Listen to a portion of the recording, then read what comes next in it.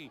You may have noticed the Pistons exhibiting some bizarre behavior sometime before games, but it's all part of their mental and physical preparation.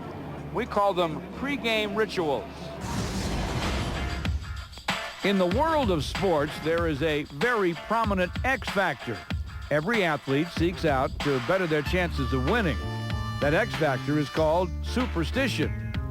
And at the center of most players' superstitions is a ritual, a sometimes simple or even complex routine players adhere to in order to get them physically, but more importantly, emotionally ready to play. From the outside, these routines may seem silly or unnecessary, but to players, it's the only way to eliminate the many outside distractions they're exposed to.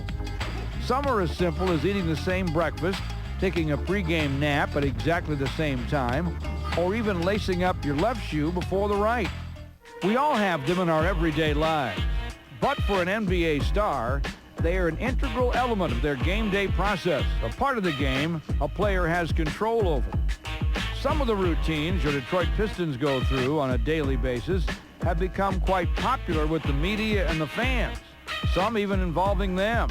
For example, Richard Hamilton and his sparring routine.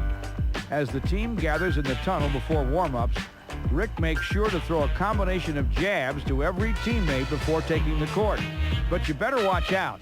Anyone back there is fair game, even cameramen. Another popular routine is one that involves the national anthem. And the home of the brave. As soon as it's complete, you'll see Rasheed Wallace and Rip running away as fast as they can.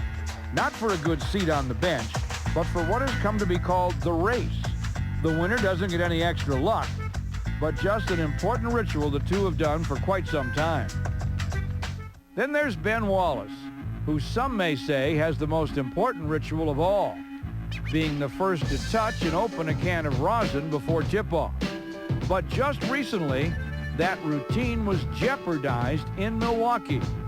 Forward Maurice Evans, making his first start as a Piston, dipped into the rosin before Ben, unaware of his ritual. So what did Ben do? He cleaned it up and started over as usual. It's hard to explain how these rituals come about, but they are a way of life for athletes. And with the playoffs now in full swing, they'll become more important than ever. So the next time you watch the Pistons play, keep your eyes open and see if you can spot one of them taking part in their routine.